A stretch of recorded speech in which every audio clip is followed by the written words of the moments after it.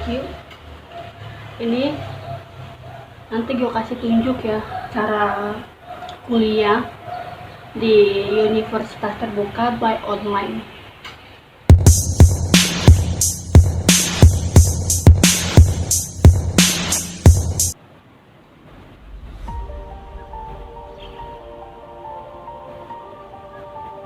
Halo sahabat Q, welcome back with me Suryati Habibah di Singapura. Jadi gue di Singapura ini adalah pekerja migran Indonesia. Dan gue udah lama di Singapura ya, hampir 13 tahun ya. Dan gue melanjutkan sekolah di Singapura ya, dari SMP, SMA, dan kuliah di Universitas Terbuka di Singapura. Dan sekarang gue masih proses kuliah di semester sekian-sekian. Dan sudah mulai akhir semester ya, jadi gue sudah prepare untuk membuat karya ilmiah.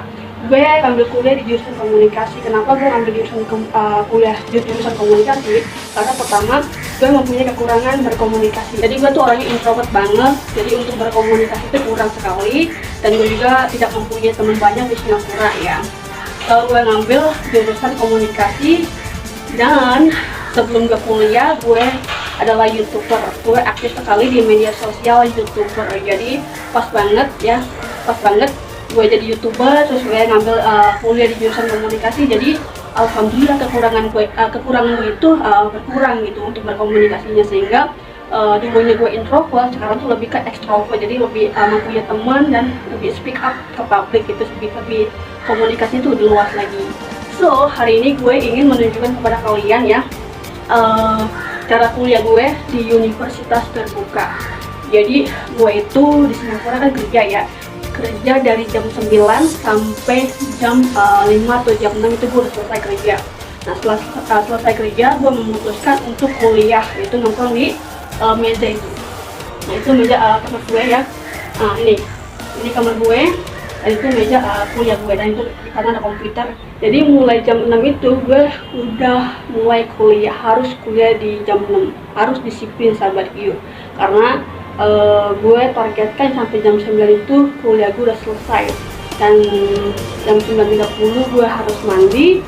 Setelah itu gue ada waktu untuk mengedit video. Jadi kalau gue tidak terdisiplin, hidup gue itu akan berantakan. Jadi semua skenario atau jadwal schedule takutnya itu berantakan gitu. Jadi kalau berantakan kan pastinya rugi sendiri ya. Karena pekerjaan gue ringan, jadi gue ada waktu untuk vlog. Ikutin gue terus Suryati Habibah untuk membuat makanan untuk makan malam gue. Let's go sahabat Q. Oke sahabat Q, ini nasinya ya udah gue masak jam 4 lebih. Jadi gue sengaja masak lebih awal supaya nasinya ini cepet reda ya panasnya, cepet dingin gitu. Sebenarnya lebih enak lagi nasi kemarin ya, cuman karena gue kemarin itu gue masak laksa kemarin itu, jadi gue masak hari ini di jam 4 lebih. Oke, sekarang let's go, kita preparing. Nah gue pakai ini nih sahabat Q. Kemarin gue pergi ke intuisi ya, terus gue ngeliat ini dan gue tertarik banget sama rasa ini. So gue beli satu, harga satu itu 70 lebih kalau nggak salah ya. Racik bumbu, ini produk dari mana ya? Indonesia sahabat Q, Kerawang, Jawa Barat nih, keren. Dan gue beli ini juga, ABC, kecap manis kesukaan gue, asli ada manis ada asinnya. So let's go.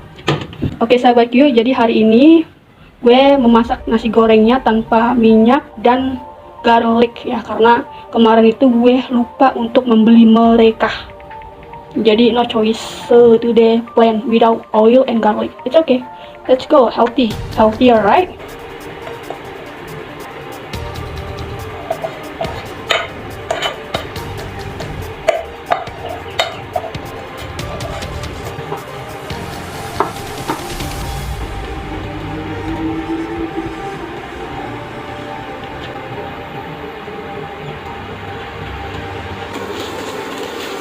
Udah matang ya.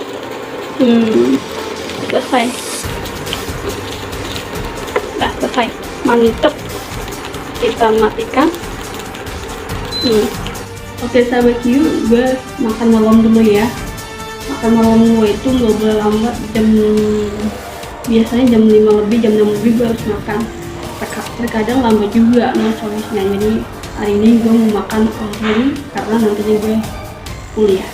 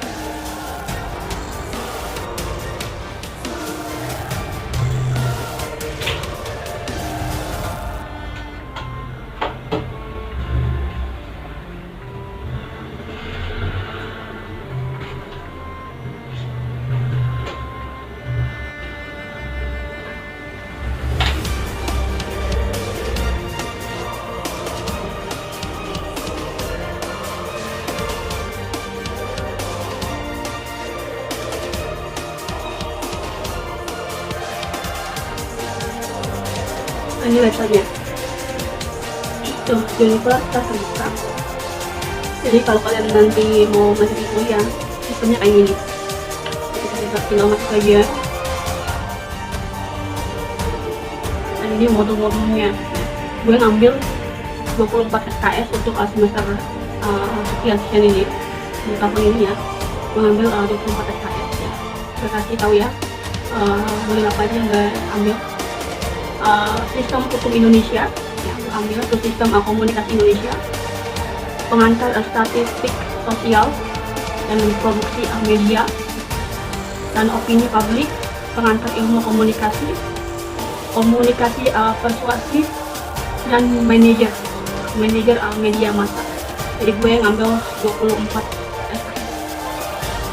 Dan kemarin itu gue udah belajar tentang, gue kemarin itu udah ngambil modul pengantar ilmu komunikasi dan apa lagi ya, pengantar ilmu komunikasi sama komunikasi persuasif. Jadi kalau ini gue mau ngambil supaya bisa menjadi contoh untuk kalian ya. Bisa dilihat ya kelihatannya. Oke, gue ambil opini publik ya. Nah ini panduannya, panduan sesi 1, sesi 2. Dan sebelum kalian belajar, sebelum kalian mulai belajar kuliah ya, kalian harus wajib mengisi forum-forum ini ya, perkenalan. Nah, di sini kalian buka klik ya, supaya kalian bisa lihat. Ini mahasiswa ya. Jadi semua dikerjakan by online ya, mandiri. Kita tidak bisa pergi ke tempat kuliah ya, ke perpustakaan atau apa. Maksudnya tuh kita nggak usah pergi ke tempat kuliah, jadi kita bisa belajar mandiri di mana saja. Dan selanjutnya, sebelum kita mengisi diskusi, kalian harus wajib membaca inisiasi, panduan-panduan mata kuliah, supaya kalian paham, supaya kalian bisa merancang, menjawab sendiri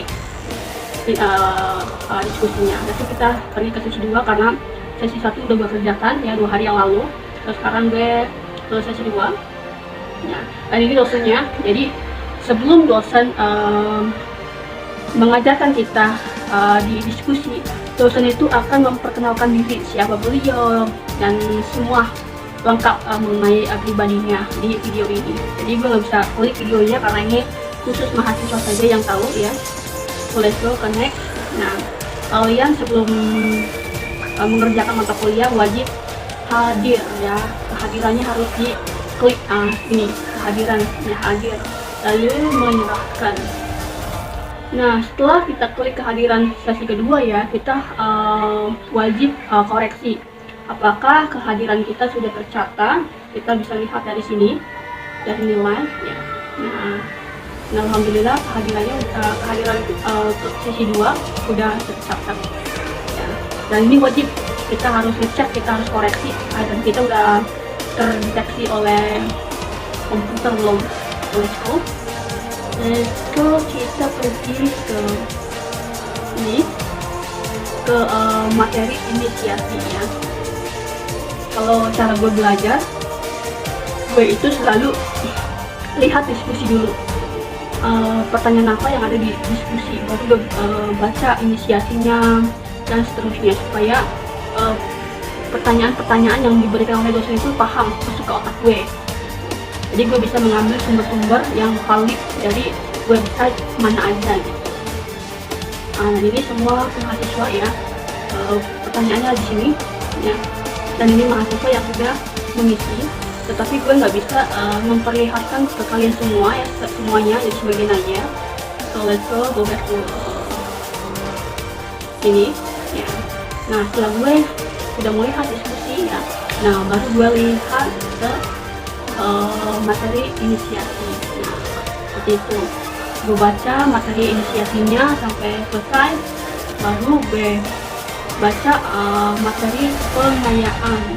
Sehingga setelah gue lihat diskusi dan gue baca kedua, gue baca inisiasi, ketiga gue baca pengayaan, itu semua pertanyaan terjawab oleh gue ya. Jadi memudahkan gue untuk menjawab gitu. Jadi gue tuh karena nggak bisa nimbrung ke orang ya, jadi gue harus inisiatif gimana caranya supaya memudahkan gue untuk belajar. Nah, ini setelah kalian sudah mengisi diskusi ya, nah kalian juga wajib mengisi tes formatif, yaitu tanya jawab menggunakan jawaban ABC ya, ABC, ABCD gitu. Kalian bisa jawab melalui alfabet itu. So ini cara kuliah di universitas terbuka. Jadi di saat kalian daftar ke universitas terbuka ya, dosen yang ada di Singapura itu akan membimbing kalian membuatkan akun baru, membuatkan email baru ya. Jadi email itu harus email universitas terbuka. Jadi don't worry, pihak dosen juga akan memberikan kalian. Dan jurusan apa yang ingin kalian ambil ya harus connect ke pemikiran kalian, harus nyambung ke pemikiran kalian. Karena apa? Karena nantinya itu saat kalian kuliah itu bukan untuk senang-senang aja, tapi emang harus connect, harus sinkron dengan apa masa depan kalian gitu ya. Seperti gue komunikasi, karena gue mempunyai kekurangan komunikasi, jadi gue sengaja ngambil komunikasi dan emang gue butuh banget komunikasi, sehingga gue tahu next future-nya gue mau ngapain gitu. Dan gue udah dapet next future-nya gue seperti apa. So ini aja ya, gue nggak bisa memberikan detail cara daftarnya. So inilah cara kuliah by online ya. Jadi setelah kalian sudah mendapatkan akun, sudah mulai kuliah, kalian pun juga akan sama seperti saya, bentuknya seperti ini, website seperti ini ya. Tuh. Dan nanti dosen itu akan berinteraksi dengan kita melalui inbox. Nah di sini ada inboxnya, ada merah-merah sini. Itu di saat ada kesalahan dalam diskusi, dalam menjawab diskusi, itu dosen akan memberitahu kita supaya kita itu cepat-cepat merevisi jawaban dari dosen itu. Jadi sangat membantu sekali ya dosen-dosen di Indonesia untuk membantu mahasiswa yang ada di luar negeri, karena ya ini sangat bagus banget kan mahasiswa. Untuk kalian jangan sia-siakan ya, harus daftarkan diri. Saya kasih alamatnya, kalian harus tanya banyak tentang UT, langsung aja ke dosennya ya, supaya kalian paham, supaya kalian terus dibimbing oleh mereka. Sampai jumpa, sekian dari gue, bye bye.